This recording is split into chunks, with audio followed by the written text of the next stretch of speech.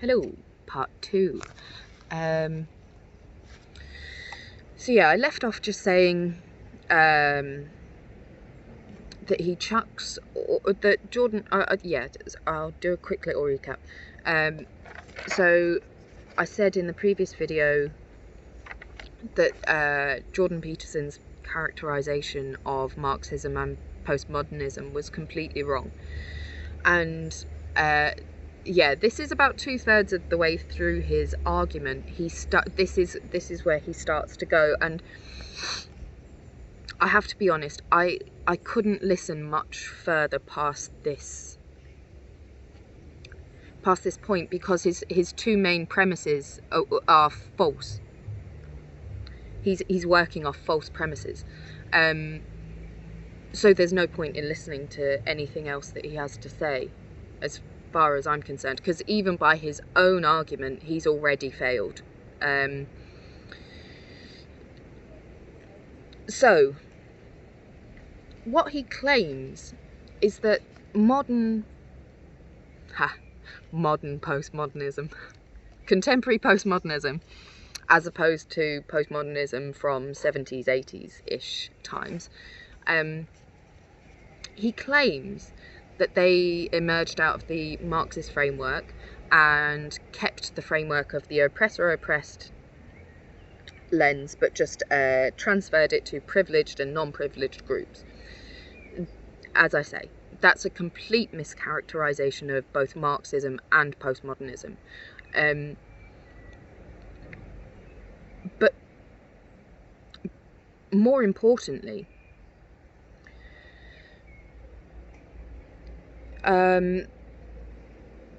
postmodernism emerged out of Marxism, absolutely, but it emerged as a critique of Marxism, because they saw that Marxism was never going to fully explain anyone's life, because we each have very, very different understandings of the world, right?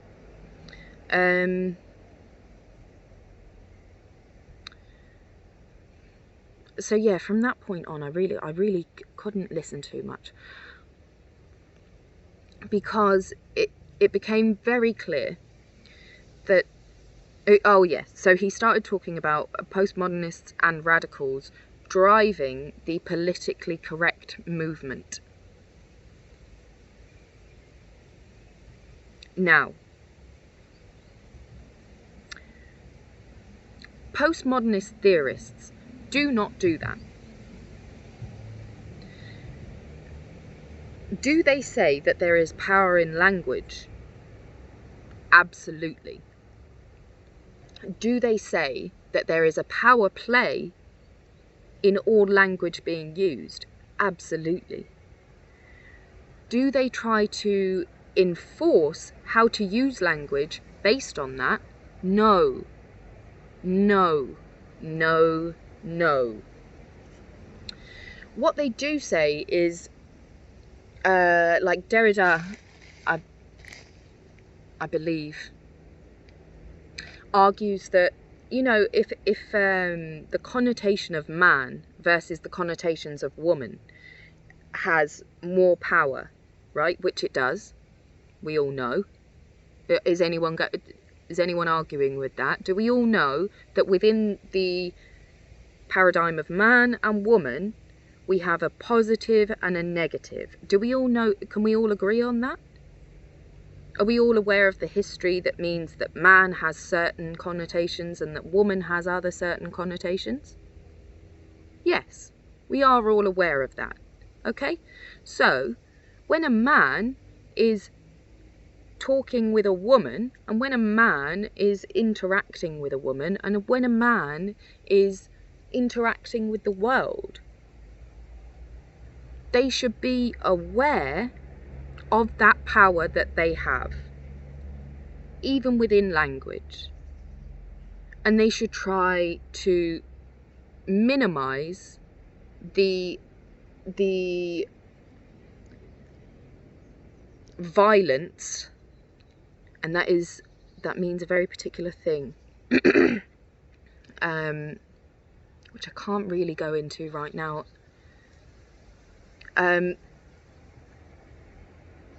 Violence can mean anything that causes any harm on any level for a lot of postmodernists and a lot of sociologists in general. Structural violence is kind of it's a debate anyway. So it's just about being aware of the fact that there is power play in everything that you do. I don't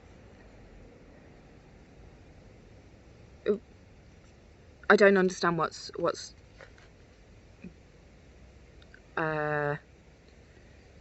objectionable about that. I really don't.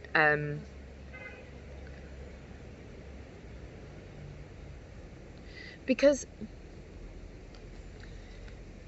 this is the okay, so that's what he says, and he said, so he says that postmodernists and radicals are driving this politically correct movement. And what I think he's actually talking about here is identity politics, right? And political correctness. Political correctness has lost all meaning, right? Because it used to mean something good, then it meant something bad, and now no one's sure what it means, and it means something different to everyone, right? That's all that postmodernism is trying to say. That's all it's trying to say.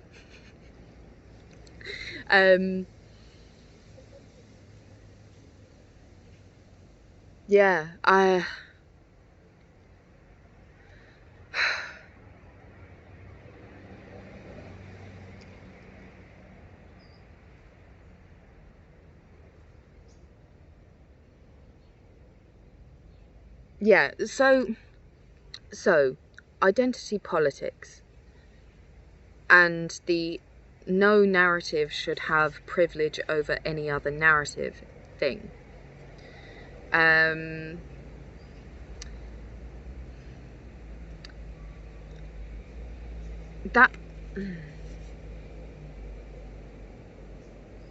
is happening within academic circles, right? For sure. And there is a certain element of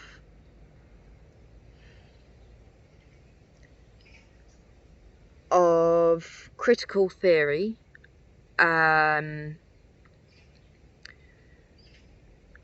which I can certainly, I probably will argue at some point, is having a damaging effect on the theories of postmodernism and radicalism. And actually, the people within these academic circles doing these things, they aren't actual postmodernists. They're not postmodern theorists.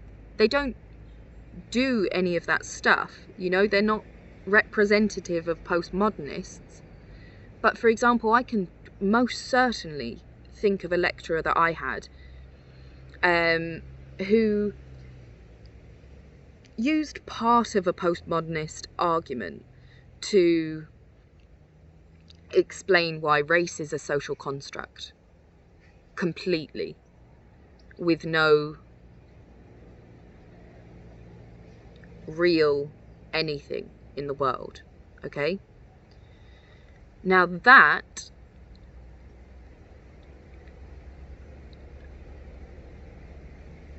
I can certainly argue is an oversimplification of postmodernist theory, because whilst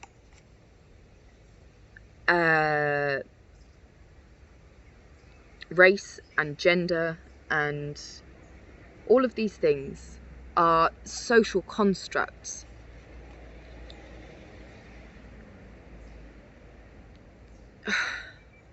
Postmodernists still don't deny that we have an embodied history of all of those social constructs that we bring to every situation.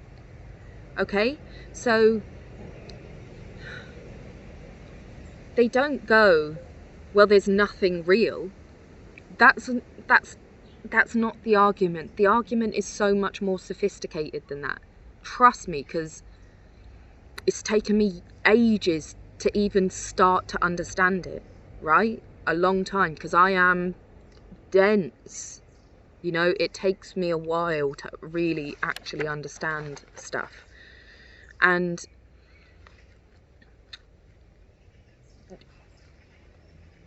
yeah, like, postmodernism isn't what the majority of people who claim to be talking about postmodernism is. I personally think Foucault and Derrida, all of these people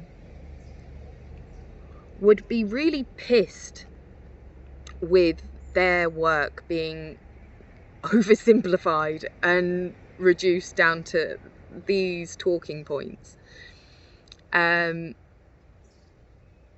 Because that is the point of their work, is that it can't be, the world isn't that simple anymore. It's too complicated. Everything is too complex.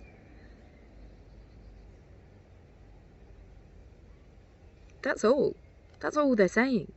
And they're absolutely right. I mean, look at the state of the world. You know? The symbol of the Union Jack. That means something different to everyone, and it can mean different things in different contexts. Right? The St. George's flag even more so. Even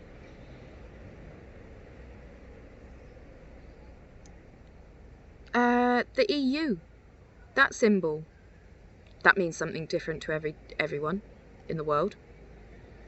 All of these things, that's all they're trying to say. They're not trying to create policy out of it. They're not trying to create anything out of it. They're not trying to say how. It's not normative. It's not a normative theory. It's not saying how you should live. It's not saying how the world should be. It's just observing how it is. And I think his argument proves the point even more. So I just wanted to address that, because the thing is, I know a lot of people at uni who do sociology, politics, economics, anthropology, all of these social sciences, right? And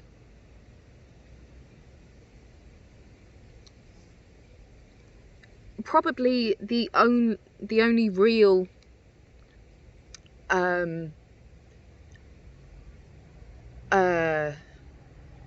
snapshot of Peterson that they had, a full sort of experience of him, was that Zizek debate, right? And that's the thing. All of the people that I know who actually know social sciences and sociology and these theories and philosophy and all of these things, all of the people that actually know that stuff heavy, right? They've been taught since they were like young. These are like academic people, right? All of them laugh at Peterson, and that's why no one will pay him any mind, because they listen to the arguments that he puts forward and they're like, well, he just clearly Wasps being attracted to this, I think.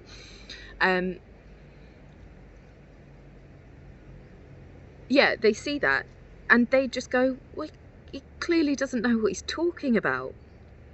Clearly. And then they just go, well, I'm never listening to him again. I'm not going to pay him any mind. And the problem with that is no one's out here refuting what he's saying anymore. So the following that he has gained must believe that what he says makes sense, because he's not framing it in a way that you could understand it in a way that you could understand it. He builds straw man arguments and then barely picks them apart. Barely. So I just I might do more on Peterson, and there's another thing that I'd quite like to look at in terms of Brett Weinstein. I'm not sure if you've seen about him, but he's another evolutionary scientist. He's an evolutionary biologist. And don't get me wrong, I love evolutionary biology and psychology. It has its merits, it has its applications for sure, and it has its relevance within certain realms. Within sociology is not it. And what I worry about is the fact that, because I've seen Brett on Rogan's podcast a couple of times, and on some stuff he's top notch, right? But on other stuff he's not. And my concern is that people go, oh well, they're a logical person, they must be right, I'll listen to them. They've clearly got a very good academic understanding. Because I used to do this. I used to be intimidated by the academic language and the intellectual sort of, and the confidence with which people speak. And so I used to go, oh, well, they must know what they're talking about. But most of them don't. They really, really don't. And Jordan Peterson is an example of that. Now, I don't want to talk too much about that, and I don't want to rip into him at all, because he's clearly had some mental health struggles, right? And I think maybe in a few years' time, once he's able to calm down and actually reflect on stuff, he might be able to go, oh yeah, I completely mischaracterized a lot of things. So I'm not going to say too much on that. Brett Weinstein is another person who is almost logical all the time, and he's been talking a lot recently about there's a scandal, I suppose you could say, that he was a part of in Evergreen College in America. I'm not sure where, I'm not sure what state, I can't remember. California? No, don't think so. Massachusetts? No, I'm literally guessing places at the moment, so I don't know. But he seems to have gotten attacked by some people who claim to be like social justice warriors or whatever, right? Oh, Washington. Is it? Washington? Yeah. Oh, got that way off, didn't I? Anyway, why did I think Massachusetts? Not even sure where that is. Anyway, yeah, so he got into this scandal where he got attacked by some supposed like SJW types, Black Lives Matter types, whatever. Well, not whatever. I think that's actually quite important to clarify who I'm talking about. I'm not sure though. That's why I didn't. That's what, because I don't know. And I don't know that anyone knows. Student protesters. That's what we can say. We can definitely say can we definitely? Protesters. Protesters and Weinstein had a debate, had an argument which started with like a free speech, free movement, free to do what you want to do, libertarian style argument, right? That's how all of this started, in very much the same fashion as Jordan Peterson. Very much the same fashion. Scarily so. Scarily so. So, and I say scarily because I don't trust it. Jordan Peterson has made a killing off of his controversy about pronouns. Do you think Brett Weinstein's already made a fair bit from a lawsuit, and now he's being asked to talk about these things all of the time. Joe Rogan got him on his podcast the other day to say that he had predicted what would happen with Black Lives Matter. Now,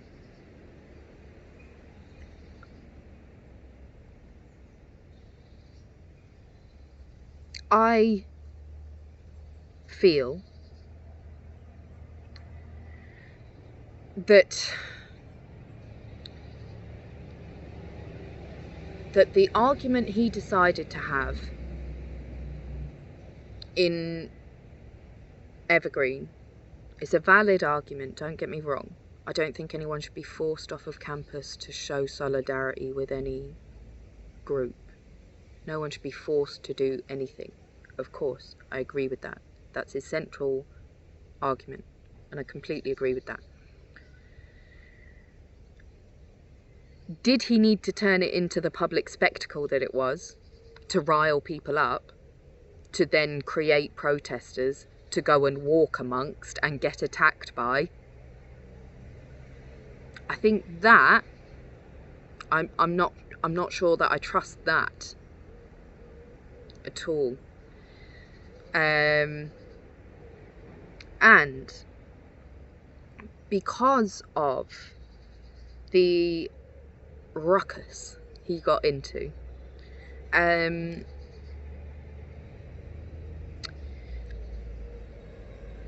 am going to put it out there that I believe he has been traumatized by that and is much more open to conspiratorial explanations of the world, so that he can explain. It's a way of contextualizing his trauma, right? And I don't like to talk about trauma like that, like I don't like it. But I do kind of feel like he's bringing a lot of stuff that just isn't there. He started going on about Google conspiracies and stuff now. And listen, don't get me wrong, Google are doing some nefarious shit, for sure. Do I think they're conspiring against him and his friends? No. And it's that kind of stuff that I worry about, because he does sound logical. And people must, and because he is an expert in his field, people must go, oh, he's very, because I have done, must go, he's very intellectual, he really understands, blah, blah, blah. He doesn't, though. He doesn't. He's bringing a lot of his own shit to a lot of his interpretations. I didn't mean to go on about Brett Weinstein and stuff here too much, but I just kind of wanted to cover this, what I see as a tendency for the right to put forward